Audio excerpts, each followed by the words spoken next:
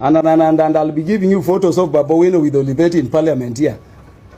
Several times. I'll give you photos of Orengo everywhere he's going with this Olibeti. Why don't you also ask, why is it that it is when they were coming to Homabay that there is this hap, there is no goons in Homabay. I can tell you if there were goons, your media would have reported them.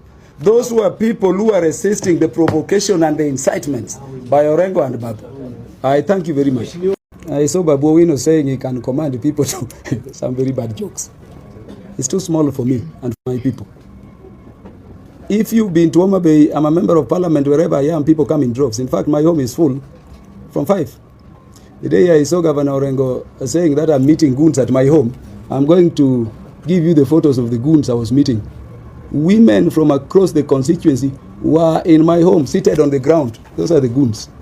Those are the goons. Okay? I, together with Governor Gladys Wanga, were at home. And I can tell you, if you don't know Governor Wanga, if you don't know CS John Badi, if you don't know PS Raymond Omolo, and how popular they are in Homabay, go with them to Homabay. You literally stop people from coming. And that is what I was telling you. Even when we were planning the economic activity with the border, people came.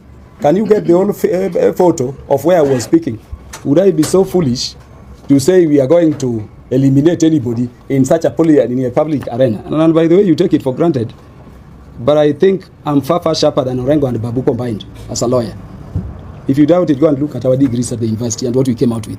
Yeah, so that is the context in which I spoke. But I've explained in this press statement why I said that hotels ought to ensure they know the guests they are hosting. And this is a requirement of the law in the Counter-Terrorism Act. Are you people forgetting that the people who bombed the US Embassy, the people who later bombed Westgate, prepared those bombs in hotels? So we made a law requiring hotel owners, even if you go with a girlfriend, their details will be given there. I was enforcing the law when I told them, ensure you have the details. Are you people here forgetting that the citizens have the power to arrest? As a representative of the people, once I have cogent information, and the police confirmed it by arresting people who are coming and displaying even the crude weapons they were coming with Homabay. And by the way, I'm deliberately not giving details of the hotels where they were, because I protect also the business of our people, because they are giving jobs to our many people who are so many of whom are not employed like other Kenyan youths. But citizens have the right to arrest. And I can tell you, when I made that call, those dangerous thugs, most of whom are here, relocated to Kisii. I will be giving you the hotels they went to. And that is why they now came through Kisii, coming to Yugis, Rangwe, going that way. And so it is a call I would make if bad people are harbored anywhere, take occupation of any premise to, plan or execute the harming of our people. That one I will always do. I hope I've responded to all the questions. No, the incompetence ones. Yes, I've told you that we are not talking of incompetence here. I'm going to give you this statement if you never listened to it properly. I'm telling you that the police were compromised by Linda Mwananchi. I've even given you details of the amount of money that was paid to the regional county commandant, and I've called for immediate removal from Homabay, and I'm damn serious about this. And everything. I'm from Nyanza. If you looked at the videos with those people, didn't you see lorries of GSU officers behind and in front? Didn't you see Land Cruisers? By the way, a total of 7 of them, 5 of whom were with them, 2 remained at Kindu Bay, and that is why they were going back through Kindu Bay. And didn't you see the police with all these people as they walked through? You know what I mean? Where do you do that? Where do people, civilians, walk with pistols, non-police officers commanding people to come and walking freely the way you see that you saw them in the videos? If you don't have the videos, I'm going to give them to you. And the police never arrested them.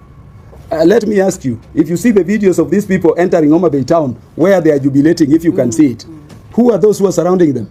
Were they our people? Those are people who rushed to meet them. And I've told you they even killed their own agent in that area, the lady called Lorraine, who was hit by the car Sifuna, and Babu Owino were in. And then they just left there. To date, I can tell you have very many students who came from as far as Kisumu, Western Kenya, stranded in the villages in Homabay. Stranded in the villages. I picked a vehicle from a school in my constituency to take some and have them dumped in Kisumu so that they find their locations. That is how they have mistreated them. Because even the money Sifuna, Orengo, and Babu Owino promised them of 3,000, they left without giving them. So students are stranded. Police stations in Homabay County hosted students across and young people as refugees who are lured to attend this thing because of the Linda Mwananchi team. So for police, I'm saying there is no incompetence. For police, and I'm raising this, I hope the president will review this video and may hear me asking the state security apparatus to investigate these things. the police was deeply, deeply involved in planning and safeguarding these violent people, who are, by the way, very sharp.